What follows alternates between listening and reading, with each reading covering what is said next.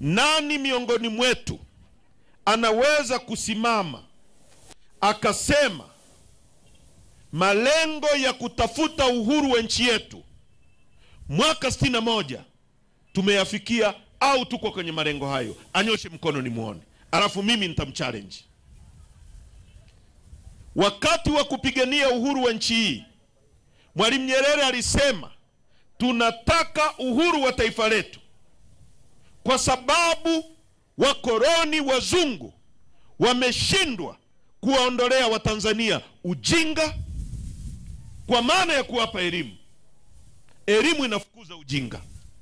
Wameshindwa kuwaondolea Watanzania maradhi kwa maana Watanzania wanakufa kwa magonjwa yanayoepukika au yanayoweza kutibiwa. Na wameshindwa kuwaondolea Watanzania umaskini. Mwaka 61 Mwalimu alisema hivyo. Tunajitathmini baada ya miaka 63 ya uongozi wa chama chake Mwalimu, ambaye aliweka misingi mizuri ya kuendeleza taifa hili kwenye nchi yenye rasilimali kubwa kuliko nchi karibia zote duniani. Tunajitathmini, sisi ni maskini baada ya miaka 63. Nasema uongo? Sisi ni wanyonge kwenye taifa letu, tunakufa kwa magonjwa yanayotibiwa. Nasema uongo? Ujinga umetamaraki kwa sababu elimu tunayopewa ni ya hovyo. Tumekuja kwenu watu wa Njombe, kama tutakavyokwenda kwa nchi nzima kuwaomba, kama Mwalimu alivyozunguka kuomba kubadilisha nchi hii kwa wananchi, mtuunge mkono tubadilishe nchi hii. Vinginevyo taifa hili limetoka barabarani, tuko kwenye autopilot, dereva ameacha usukani, tunaingia shimoni. Wale wachache wasioweza kuona na wale wachache wanaofaidi vitu vidogo, pipi kama walizokuwa wanatoa wakoloni kwa madisi wa Kiafrika, wanakamata wa Afrika wenzao, ndio hao cheerleaders ambao wanapewa t-shirt na kofia, hawapewi viatu wala hawapewi suruali, wanapiga makofi. Wanapewa mitungi ya gesi ambayo ikiisha gesi haujui nani atakujazia. Utasubiri uchaguzi ujao mwaka 2030 ndio wakuletee hela za kujaza tena hiyo gesi.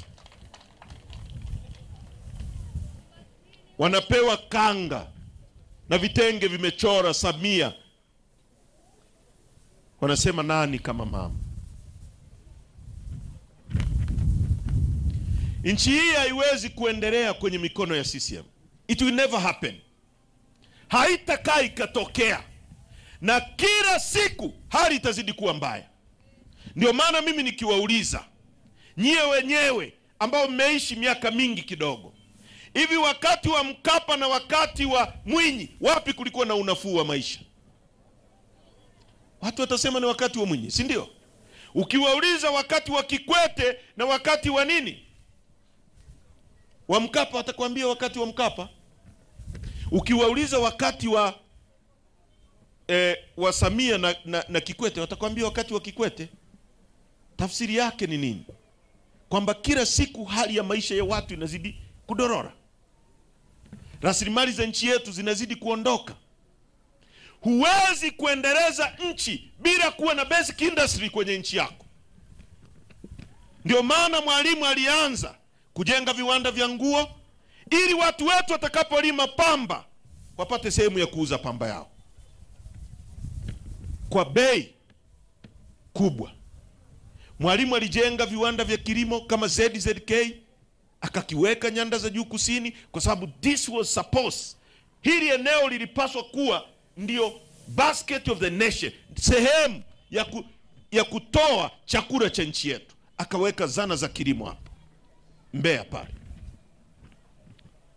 Kwa Wasukuma akawekea viwanda vya pamba.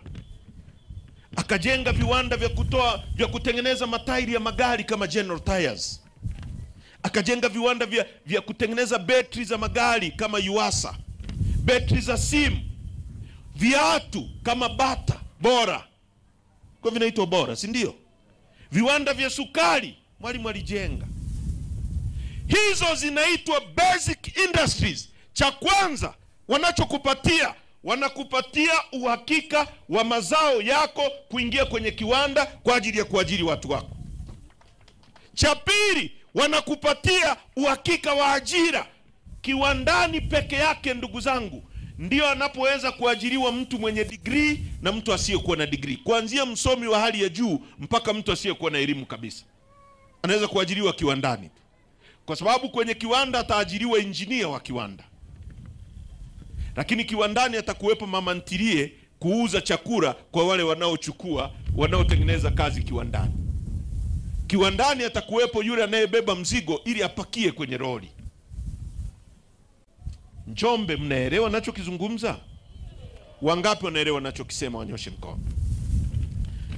Basic industry zote alizoacha Mwalimu zimekufa. Sasa unatengeneza ajira kutoka wapi? Mkoa wenu wa Njombe huu una ukubwa wa kilomita za mraba 21,347. Nchi ya Uholanzi mnayoisikia, Holland, ina ukubwa wa kilomita za mraba 48,000. Mkoa wa Mbeya una kilomita za mraba 62,000. Mbeya ni kubwa kuliko nchi ya Uholanzi. Sisi wa Tanzania tunaomba msaada kutoka Uholanzi watuchangie budget support. Uholanzi ambayo ni ndogo kuliko mkoa wa Mbeya. Nchi ya Israeli mnayoisikia inapambana na Syria, nani wako pale. Israeli ina ukubwa wa kilomita za mraba 44,000. Yaani ukiunganisha Njombe mara mbili ndio nchi ya Israeli nzima. Na Israeli ni jangwa. Sisi kila eneo unapanda chochote kinakuwa. Mvua za Mungu zinakuja. Watu wetu ni maskini. Unawezaje kuwa kwenye nchi kama hii iliyojaliwa neema namna hii, alafu unaenda kwenye mgahawa unakuta kuna kitu kinaitwa tomato ketchup ya kutoka Marekani, American Garden tomato. Mtu wako anayelima nyanya pale Kiroro au Njombe au nini, atauza wapi nyanya yake? Matokeo yake hizo nyanya zinafanya nini? Zinaharibika, si ndio? Alafu mtu anakuja na kubania kwamba duniani kote watu hawatengenezi ajira, vijana wanajitengenezea wenyewe. Yeye huyo yuko bungeni anataka mpe ajira, alafu nyie msiwe na ajira. Mimi niliwauliza bungeni kwamba wewe unakuja kusema vijana wajitengenezea ajira. Anza wewe, achia ubunge, katengeneze ajira yako kwanza tuone, utupe mfano. Ndio uwe na audacity ya kuzungumza kuhusu hilo. Huna audacity ya kusimama kuambia watu eti tengenezeni ajira wakati wewe umeshindwa, umeenda kuomba ajira ya wananchi. Sasa hao watu wamefika mwisho, wanaua uchumi wa nchi yetu. Nchi ya kwanza duniani peke yake yenye Tanzanite peke yake ni Tanzania. Nchi ya dhahabu, nchi ya tatu kwa kuwa na dhahabu nyingi duniani, ya tatu. Kienda kule kwetu Tarime kuna dhahabu, nenda Geita kuna dhahabu, nenda Kahama kuna dhahabu, nenda Mbogwe kuna dhahabu, nenda Chunya kuna dhahabu. Kila kona ya nchi ni dhahabu. Leo nilikuwa naangalia hapo bei ya dhahabu kwenye soko la dunia. Kwa gramu moja, gramu ni 255,000. Gramu, si kama mnikisema gramu mnaelewa. Uzito wa wembe. Yaani ukiwa na dhahabu yenye uzito sawasawa na wembe ni 250,000. Tena wembe ili unavunja ka upande mmoja ndio kanafikisha gramu moja. 250,000. Nenda Chunya wamejaa wa China ndio wanachimba dhahabu zetu. Nenda Tarime wamejaa wazungu. Nenda Mbogwe kila kona ni wa China wanachimba dhahabu yetu. Watoto wetu hawana ajira. Hawa vijana wanachohitaji ni serikali yenye akili. Unapopeleka mtoto wako shule, unamfundisha kumasta mazingira yale ulionayo. Ndio maana wazungu wanafundisha watoto wao namna ya kuchimba dhahabu, Wahindi wanafundisha watoto wao namna ya kukata tanzanite. Nyie shuleni watoto wenu wanafundishwa panzi yana miguu mingapi. Wanatoka kule kuja kumiliki dhahabu ya kwenu. In abundance of water a fool is thirsty. Katikati ya wingi wa maji mjinga na kiu. Elimu ya hovyo, viongozi wamechoka, hawana maono. Badala ya kutraini watu wako na uruhusu mabenki yako yawe rafiki kwa vijana, mkiwa kikundi cha vijana 10 mpewe leseni ya ukubwa wa hili jukwaa, mpewe na mashine, muingie pale mchimbe dhahabu. Mkipata pesa mtajenga nyumba Tanzania. Fundi atapata ajira. Fundi akipata ajira atapanda bodaboda, bodaboda atapata fedha. Bodaboda akipata fedha atanunua mboga kwa mama anayeuza mboga, mama atapata fedha. Mama atanunua mafuta dukani, mwenye duka atapata fedha. Ataajiri mlinzi, mlinzi atapata fedha. Fedha inazunguka, unatoa utajiri unapeleka Ulaya, unapeleka kwa Wachina kule. Unasemaje, una akili wewe? In abundance of water a fool is thirsty. Tunataka tubadilishe nchi. Na tunataka watu serious watunge mkono tubadilishe nchi. Miaka 63 ya ujinga imetosha. Anazungumza Rose hapa kuhusu chuma. Katika uvumbuzi mkubwa binadamu aliyowahi kufanya duniani, namba 1 ni printing. Binadamu alipovumbua uchapishaji na kuandika, ilikuwa ni invention namba 1 duniani iliyobadilisha maisha ya watu, ndio ilileta elimu na kila kitu. Namba 2 ilikuwa ni madawa ya antibiotics. Namba 3 ilikuwa ni chuma. Namba 4 ni engine na namba 5 ni umeme. Ndio invention kubwa zilizobadilisha maisha ya binadamu. Unakwenda Rudewa, tuna chuma Dr. Slaa cha kuweza kutumika ndani ya miaka 100 bila kuagiza chuma popote.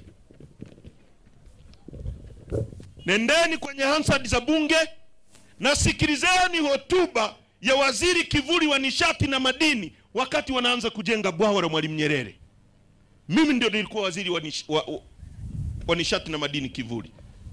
Nikamwambia Magufuli wakati ule, kama unawapenda wa Tanzania, kati ya jambo kubwa utakalowafanyia na ukabadilisha maisha ya nchi hii, kila mtu akaishi vizuri. Nchi hii ina uwezo kwa rasilimali tulizonazo. Kila mtu akakaa nyumbani. Wale ambao hawana kazi, serikali ikawa inawalipa hera kama ilivyo Finland, kama ilivyo Norway, kama zilivyo nchi nyingine. Kila mwisho wa mwezi inaingia milioni 1 kwenye akaunti yako. Tuna uwezo huu kwa rasilimali tulizonazo. Tuna uwezo huu. Tuna uwezo. Ndio hivyo wazungu wanafanya, ndio hivyo nchi nyingine. Nchi hii ina uwezo wa kumpa kila mmoja insurance akatibiwa bila tatizo. Tuna uwezo wa kuwapa watu wetu maji ya bomba bure. Tuna uwezo wa kuwapa watu wetu umeme bure kwenye majumba, kwa sababu Mungu ametujalia. Nikamwambia Rais Magufuli, kabla haujaanza kujenga bwawa la Mwalimu Nyerere, cha kwanza tuvumbue chuma chetu. Maana yake ni nini? Tutengeneze kiwanda pale. Kiwanda cha Mchuchuma na Liganga walisema investment yake ni dola za Kimarekani bilioni 3, kama trilioni 7.8. Hapo tayari tungekuwa tumetengeneza kiwanda chetu. Kingetoa ajira kwa watu 60,000 direct employment. Yani walioajiriwa kiwandani tu watu 60,000. Population ya Njombe hapa ni watu wangapi? Acha mkoa. Tukisema jimbo hili 100,000+. Tuseme hivi, zaidi ya nusu ya watu wa Njombe mjini wote wangeajiriwa pale na nafasi isingeisha. Labda hapo ndio mtanielewa. Na 10% ya watu wa mkoa wa Njombe wangeajiriwa. Na sisemi kwamba wangetoka Njombe tu, na wapa mfano. Sasa hebu fikiria, watu 60,000 wangeajiriwa wako pale Ludewa, wangapi wangejenga kule? Hizo barabara za kutoka Ludewa, si hapa ndio mkoani? Watu wanakuja kula starehe hapa, wamelipwa mshahara kila mwisho wa mwezi. Hebu fikiria uchumi wa Njombe ungechangamka kiasi gani. Kama kuna uzwa chipsi sahani 10, ungeuza chipsi sahani 20 au 30. Kama kuna maji yananyweka hapa chupa 20, yangenywekwa chupa 40. Watu wameajiriwa pale. Majumba yangejengwa hapa. Mafundi wangekuwa busy. Ludewa. Ungejenga kile kiwanda kwa dola za Kimarekani bilioni 3. Ukikamilisha, unaanza kujenga bwawa la Mwalimu Nyerere. Unamwambia Arab Contractors, nakupa kazi ya kujenga bwawa la Mwalimu Nyerere, lakini chuma chote nunua hapa kwangu. Unampa pesa kwa mkono huu, unazirudisha kwa mkono huu. Serikali ingepata mapato. Leo tusingezungumza kwamba hakuna walimu, eti walimu hawawezi kuajiriwa. Nchi hii, unaenda kwenye website Dr. Slaa ya tume ya ajira, inakuambia tuna deficit ya walimu zaidi ya 1,000,000. Alafu vijana wako mitaani. Alafu wanasema eti hatuna uwezo wa kuajiri. Wakati huo wananunua magari ya serikali bilioni 900. Hawa ambao hawana uwezo wa kuajiri vijana, lakini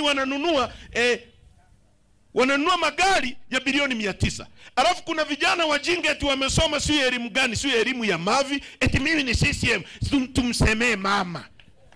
Unajiuliza hao wamerogwa au ni vichaa hao?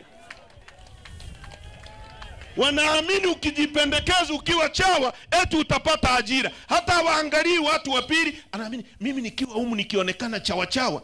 Sisi tulikuwa vyuo vikuu, dokta anakumbuka, ilikuwa aibu kuvaa nguo ya CCM. Watu wanao najisi nchi yetu namna hii. Unajihusisha vipi na wao eti na una degree kichwani? Hiyo degree ya nini hiyo? Njombe, mnanielewa? Wangapi wanaelewa ninachokizungumza? Asante. Tutaachia watoto wetu vitu vibaya sana tusipokuwa makini. Nafasi ni sasa, sio kesho. Ni sasa. Hata hawa polisi hao, hali yao ni mbaya. Mimi nimekuwa mbunge, mshahara milioni 12. Sasa muulize afande wangu pale mshahara wake shingapi? Mshahara niliokuwa nachukua mwezi, kamanda, wewe ni miaka 2 mwezi. Na mimi siipendi CCM. Wewe wanao kunyanyasa eti unakuta afande, tulia. Tukutengenezee nchi. Tutakapochukua nchi hatutawafukuza. Nyie hao ndo tutafanya na nyie kazi, lakini tutawapa mishahara mara 3 zaidi ya hicho mnachopokea. Kwa msipaniki. Tutaondoa wale wabovu wachache ambao wana makosa na tutawafunga. Lakini wengi tunajua nyie ndi watu wema. Sasa leo unasoma takwimu za serikali, tumeagiza chuma kama alivyosema Rose cha dola za Kimarekani bilioni 1.2, trilioni 3 kwa mwaka jana. Mwaka juzi uliagiza cha shingapi? Nondo zote zilizojenga, sui machuma ya leri, sui nini, mwaka juzi umeagiza cha shingapi? Mwaka ule mwingine uliagiza cha shingapi? Mwaka ule mwingine uliagiza cha shingapi? Insanity, wenda wazimu. Insanity is keep doing the same thing in the same way and expecting different result. Wenda wazimu ni kufanya jambo hilo kwa njia hizo na kutegemea matokeo tofauti. Yaani CCM wamekuja wanakuambia tutalima barabara ya Lupembe. Uko hapa kura miaka 5 hawakulima. Wakaje tena mwaka mwingine wakatalima barabara ya Lupembe, ukawapa kura hawakulima. Mitano mingine 15, 20, 30, 60 hawalimi. Na bado unafanya vile vile. Hiyo Albert Einstein anasema ni uenda wazimu. Na Mwalimu Nyerere anasema mtu mwenye akili akikuambia jambo la kipumbavu, ukikubaliana naye anakudharau. Yaani wewe unaona hiyo ni gari, mimi nakuambia hiyo ni pikipiki, na wewe unaona ni gari na unakubaliana na mimi.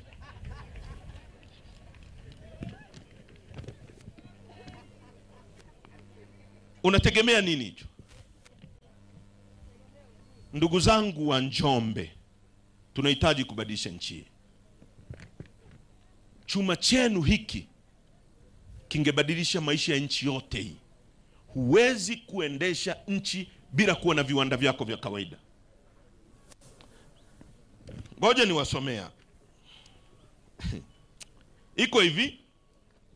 Kama ungejenga kiwanda chako kwa trilioni 7, mwaka huu umeagiza chuma cha trilioni 3, cha mwaka jana labda cha trilioni, miaka mitatu tu una kiwanda chako na chuma unachukua bure cha kutosha. Kwa unachimba miaka 100. Lakini kuliko waagize hicho chuma mpate fedha muwe na uchumi, ukiwa na uchumi haui mjinga, unakuwa economic independent. Utapewa gesi ya bure, utapewa kanga za bure, utanunua mwenyewe. Wanaona kuliko upate bora wapeleke nje. Kwa Kikuria tunaiti chinyanyi. Yaani wewe umekuru umeshiba, unaona na mtu mwingine anataka kuja kuru, unachukua mchango unatia kwenye kile chakula. Ndio maana Mwalimu Nyerere alijenga uwanja wa Kia, eti serikali imeukabidhi kwa Oman, kwa Waomani wauendeshe uwanja. Kila mtalii anayetua pale, fee ya kutumia uwanja wa ndege ni $55 akiwa anaingia. Akiwa anatoka $55. $55 ni kama $150. Kwa hiyo mtalii akitua na kuondoka anaacha $300. Uwanja upo tayari, ulishajengwa, miundombinu ipo, ni kurekebisha, kupaka rangi, kufanya nini. Kigae kimebomoka, unachukua kingine unaweka, ndege zinatua. Watalii wanaotua pale ni 1.5 kwa mwaka, zaidi ya bilioni karibia 200.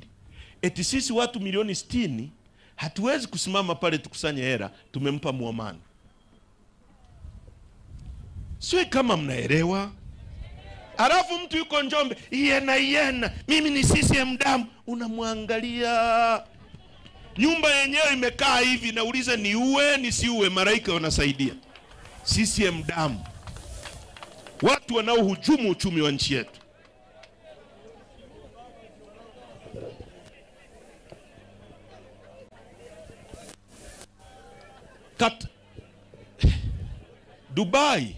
Dubai mwaka 61 Dubai ilikuwa na watu 70,000 walikuwa wanaishi nomadic life, wanatembea, wanaokota tende kwenye jangwa. Dubai ni jangwa. Wamevumbua pipa lao la mafuta la kwanza mwaka 69. Leo Dubai iko dunia ya kwanza. Jangwani. Hawana hata maji. Maji wanachukua baharini ya chumvi, wanafanya kitu kinaitwa desalination, wanaondoa chumvi, kila mtu ana maji. Tanzania tuna ziwa lenye kina ziwa pana kuliko yote Afrika nzima liko Tanzania, la pili duniani, ziwa Victoria. Ziwa lenye kina kirefu kwenda chini kuliko yote Afrika, la pili duniani liko Tanzania. Mlima mrefu kuliko yote Afrika, wa pili duniani uko Tanzania. Mbuga kubwa kuliko zote duniani, Tanzania. Mbuga ambayo iko kwenye maajabu 7 ya dunia peke yake Mungu aliyoumba iko Tanzania. In abundance of water, a fully thirsty. Shamba la maua alilopanda Mungu peke yake liko kwenu hapa Kituro.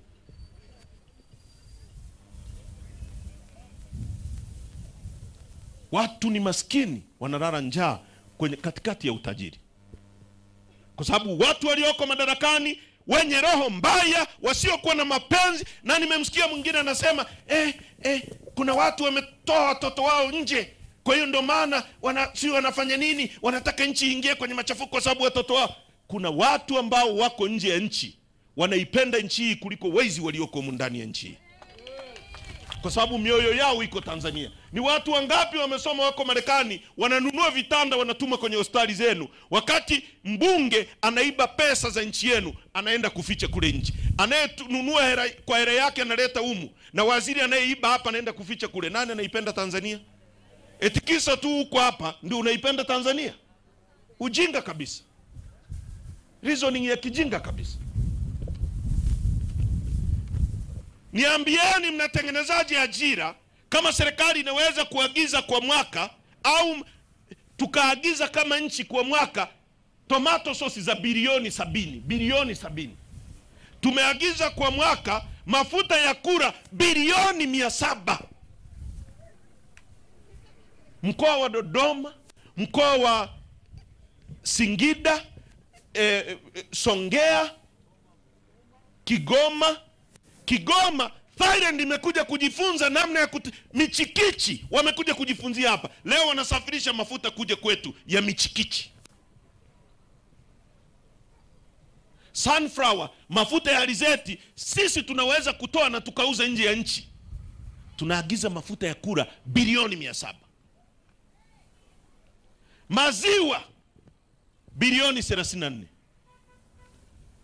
Watu wa Njombe wanahitaji uwape eka moja hivi, kama una serikali yenye akili, inakwenda kwenye kila family. Unapotaka kuinua uchumi wa watu wako, familia maskini, tunawapa eneo la eka 2. Kila familia actually ina eneo vijijini kule. Unachohitaji ni kuwapelekea ng'ombe tu, kwamba jamani, sikilizeni, si mna maeneo, tunawaletea ng'ombe wa maziwa wawili na tunawaletea mbegu ya majani, na tutawaletea wale veterinaries wa kuangalia hao ng'ombe. Yule ng'ombe mimi nafuga anatoa lita 20 mpaka 24. Ukiwa nao wawili unaweza kupata lita 40 au 30. Wanamwambia sasa njoo uchukue maziwa. Kwa hiyo kila family itakuwa na uwezo kule kijijini wa kuuza maziwa ya shilingi 40,000 kwa siku. Kwa mwezi milioni 1.2. Hebu fikiria familia kule kijijini inayoweza kupata milioni 1.2. Hiyo familia itajenga, fundi atapata kazi. Hiyo familia itanunua mchere, hiyo familia itafanya nini? Utatengeneza uchumi. Tunachukua bilioni 34 tunasafirisha kwenda nje kuagiza maziwa. Tuna ardhi hapa. Hivi mnanielewa?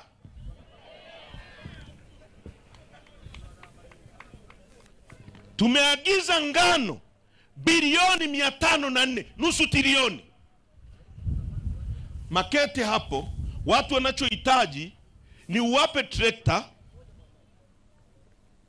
uwape maji, uwape mbegu bora, uwape kiwanda cha kuchakata ngano. Watalima ngano hapo, watauza kiwandani, watajenga nyumba nzuri, watasomesha watoto wao.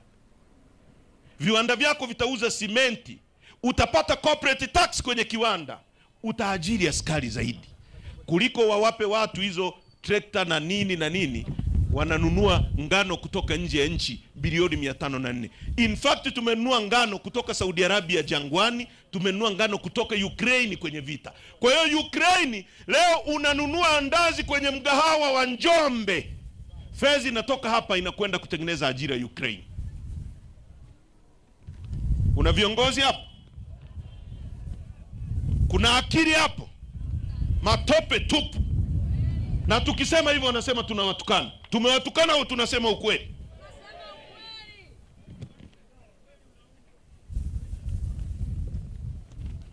Tunaagiza hadi kuku. Yaani mama zetu wanauawa na vikoba na mikopo ya kausha damu kwenye nchi ya utajiri hii. Nimeenda Kiera, tumeagiza mchere kutoka nje ya nchi, mchere wa Pakistan bilioni 204. Unaenda hapo Mbarali, unaenda Kiera, watu wanachohitaji ni wewe uwatolee maji ziwa Nyasa, uwaletee kwenye mashamba. Mchere ni siku 90 umevuna, ni miezi 3. Watu wanasubiri msimu wa mvua mpaka mvua nyingine. Ukiwaletea maji, atapanda mchere, baada ya siku 90 atavuna, atapanda mchere, baada ya siku 90 atavuna, atapanda mchere, kwa mwaka atapanda mara 4. Huyu mtu umemkomboa maisha yake, atakujengea nchi yako kwa kununua simenti, kwa kununua mabati, kwa kununua gari, kwa kununua nini. Miaka ya 70 Mwalimu alijenga kiwanda cha General Tires. Mimi nimekuwa, babangu alikuwa na gari, tunanunua tairi za General Tires. Leo bodaboda zimejaa kila sehemu. Sui bajaji, tunaagiza tairi kutoka China. Tunachukua hera kutoka Rupembe, tunaipeleka China kuagiza tairi. Hatuwezi kutengeneza hata spoku ya bodaboda. Toothpick tunaagiza China. Magogo yako hapa. Tunaagiza furniture. Watu wa Rupembe wanalima mbao, Njombe wanalima mbao. Leo tungetengeneza viwanda vikubwa vya mbao hapa vya kutengeneza furniture. Tungepiga marufuku uagizaji wa furniture kutoka China. Mbao zenu zingekuwa na bei. In abundance of water, a fool is thirsty. Ndugu zangu, tumekuja kuwaomba. Haya mnayajua. Hali za hospitali zetu mnazijua. Hali za maisha yenu mnazijua. Kwenye utajiri huu, nikisema leo tunahitaji kwenda mbinguni, lakini shilingi 100,000 barabara hii hapa, wengi mtaenda motoni hapa. Nasema uongo? Kwamba kiingilio laki kwenda mbinguni, wangapi mtaenda hapa? Babu, kichomoka familia yako utaiachi inaenda motoni. Kwa sababu hali ni mbaya. Tuungeni mkono. Tunaweza kubadilisha hayo kama kura ya mwananchi itakuwa na nguvu. Kwa sasa kura yako haina nguvu. Tumefanya hivyo kwa chaguzi 3 wanaiba. Sisi Chadema tumesema no reforms, no election. Ili unapomweka rais madarakani ajue ukicheza na uchumi wa nchi yake ana miaka 5 tu utamchomoa. Ili ukimweka mbunge madarakani ajue kwamba asipokusemea bungeni kuhusu chuma chako, kuhusu barabara, akawa mpiga makofi, ajue miaka 5 inayokuja anaenda nyumbani. Ndio maana tumekuja kuomba kwamba mtuunge mkono kwenye no reforms, no election. Tubadilishe, hakuna mabadiliko, hakuna uchaguzi. Tubadilishe sheria za uchaguzi, tuwe na uchaguzi huru na haki, watu wapange, wapige kura. Kama mnamtaka Heche, awe Heche. Kama mnamtaka Samia, awe Samia. Hapo twende uso kwa uso, mtu kwa mtu. Sio uchaguzi ambao CCM wanaiba kwa kutumia polisi. Na kila siku wanasema wana nguvu, si ndio? Si wanasema wana nguvu? Si wamesema wana wanachama wengi? Sasa kwa nini mnaogopa uchaguzi? Si nyie mna uchaguzi, mnakubalika, si ndio? Sikira siku wanatuambia nani kama mama. Wamefanya kampeni miaka si mingapi. Mama hauziki.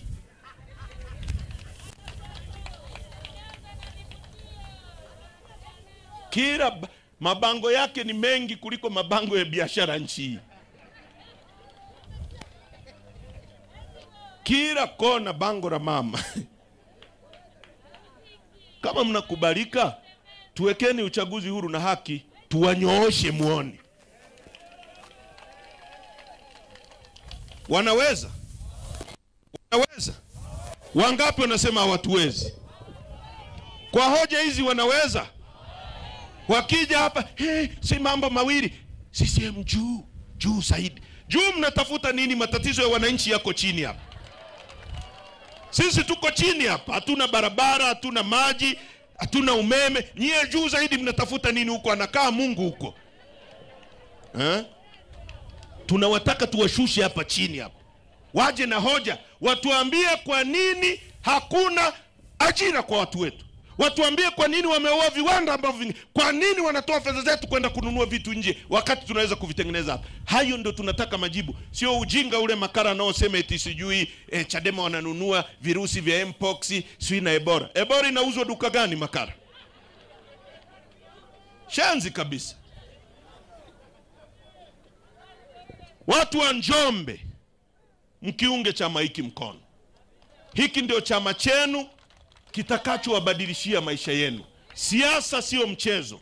Siasa ni maisha yako. Na sisi kwa sababu chama chetu ni cha wananchi, tunataka kiendeshwe na wananchi wenyewe. Hatuna fedha kama Mwalimu ambavyo hakuwa na fedha. Na hatuogopi kusema hivyo. Kwa sababu sisi hatuko serikalini, hatuna fedha za kuiba. Tunataka mchango wako wa shilingi 100, 200. Tuweke mafuta, tupeleke injili ya ukombozi vijijini zaidi. Tuweke tairi za magari. Tupate namna ya kulala. Mimi nimetoka kwetu nitalime. Hamjanipa hera nyie watu wa Njombe. Nimelala hapa ili niwaletee message ya ukombozi. Nani anaweza kusimama akasema hii message tulioacha hapa sio ya muhimu? Wote mnasema ni ya muhimu. Tunahitaji mshiriki katika kuendesha chama hiki. Tuna njia zetu, mtapewa vipeperushi hivi msome. Tumeanzisha kitu kinaitwa tone tone. Mnisikilize kwanza. mnaogawa tulieni. Inaeleza kwenye mitandao yote. Ukiwa na Vodacom inaeleza hapo, unabonyeza nyota 150 nyota 00 leri, unaenda namba 4 lipa kwa M-Pesa, unaingia namba 5 malipo ya kujirudia, unaenda namba 1. Kwenye malipo ya kujirudia hapo unaenda namba 1, unaenda namba 5 namba ya kampuni, unachagua namba 3.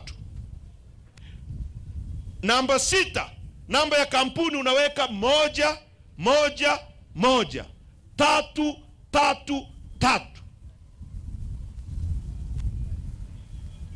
Wanakuambia weka kumbukumbu ya malipo, unaweka hiyo hapo 1 2 3 4, unaweka kiasi.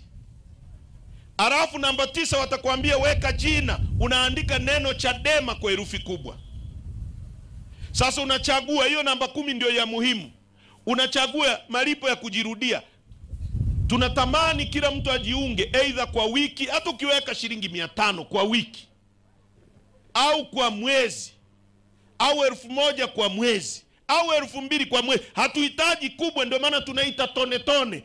Tone la Njombe, tone la Tarime, tone la Lupembe, tone la Mwanza. Mvua inakuwa kubwa ya kuiondoa CCM madarakani mwezi wa 10 ili tupate nchi tunayoitaka. Kwa hiyo unaweka kama ni kwa mwezi, kile ikifika mwezi simu yako itakukata automatic shilingi 1000 uliyoandika au 2000 uliyoandika. Alafu unaweka sasa kuanzia tarehe. Kwa mfano tarehe ya leo ni tarehe ngapi? 26 mwezi wa ngapi? Wa 3 mwaka 2025. Unaandika, unaweka tarehe ambayo unataka ulipe mpaka. Kwa mfano unaweza kuamua uweke mwaka mzima, unaandika tarehe 26 tena mwezi wa 3 mwaka 2026. Weka namba ya siri, weka 1 kuthibitisha. Mwamara umeenda. Kama ni 1000, wale wenye 10,000, wenye 500, wenye shilingi 100, usione aibu. Na Airtel hivyo hivyo. Sasa nataka wote mshike simu, twende. Kila mtu atoe mchina wake mfukoni, ashike hapa tuone. Tuanze kudemonstrate.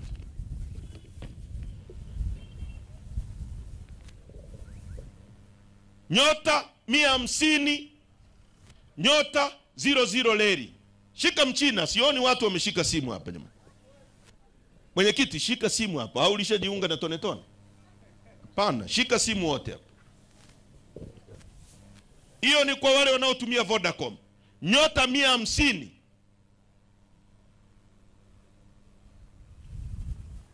nyota 00 leri.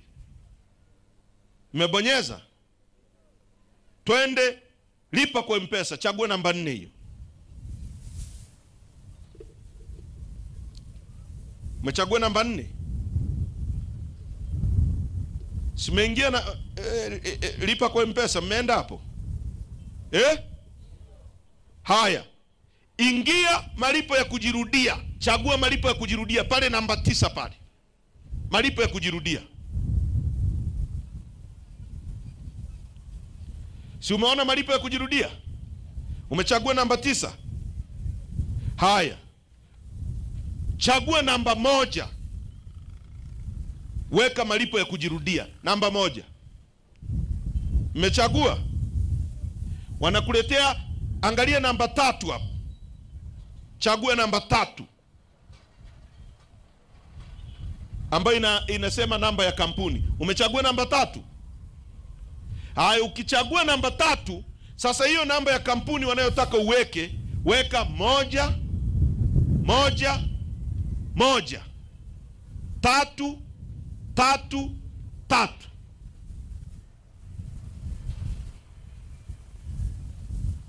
Mmemaliza? Inakwambia weka kumbukumbu ya malipo 1 2 3 4. 1 2 3 4. Weka kiasi. Kama ni 1000 weka 1000. Kama 2000 weka 2000. Wale 5000 weka 5000.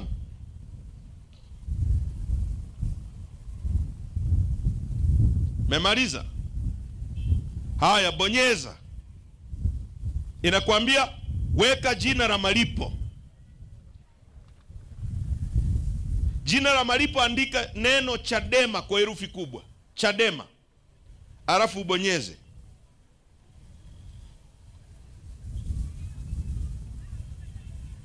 Memaliza? Haya, inakwambia marudio kila siku. Ukitaka kila siku, chagua kila siku, kila wiki, kila mwezi, itakuonesha hapo. Sasa kama ni mwezi, chagua mwezi, kama ni wiki, chagua unavyotaka kuichangia Chadema. Alafu ukishamaliza, umeshachagua hapo, itakwambia weka tarehe ya kwanza ya malipo. Mfano, leo ni tarehe ngapi? 26. Uandike 26, usiachanishe nafasi. Andika 03, alafu andika 2025. Si huu ni mwaka 2025? Bila kuacha nafasi. Ukimaliza hapo, command ikikubali, itakuomba tarehe ya mwisho. Weka tena tarehe 26 mwezi wa 3 2026. Itakuomba namba ya siri, weka namba ya siri. Alafu thibitisha kwa ile moja, tayari umechangia Chadema. Wa Airtel, geuzeni upande wa nyuma. Wa nani, geuzeni upande wa nyuma. Wale wanaotaka kuchangia moja kwa moja kwenye Voda, namba yetu ukitaka kutuma moja kwa moja kwenye Voda ni 0744446969. Itakuletea jina Chadema HQ kama unataka kutuma moja kwa moja.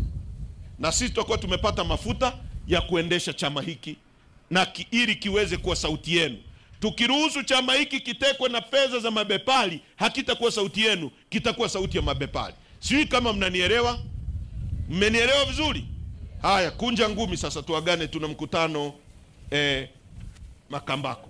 Kunja ngumi na kila mtu apate kipeperushi na petition. Tuna saini kwenye makaratasi meupe hapo. Kila mtu ambaye anasema tunataka mfumo wa uchaguzi ubadilishwe, saini hapo. Hizo karatasi tutazipeleka Umoja wa Mataifa. Tumezungumza na mabalozi, mliona. Tumeenda Kenya, tumezungumza na Raila Odinga, tumezungumza na viongozi wa dini. Hii kampeni sio ya Chadema peke yake. Hata mwana CCM anayechukia ujinga huu nchi hii, na yeye ni sehemu yake. Hata polisi saini kwenye petition, kwa sababu hawatajua kwamba wewe ni polisi. Baadaye uombe Rozi akuletee fomu taratibu nyumbani usaini, au pembeni ukiwa umevaa kiraia. Wote tusaini humo. Tunataka mabadiliko kwenye nchi hii. Sawa sawa?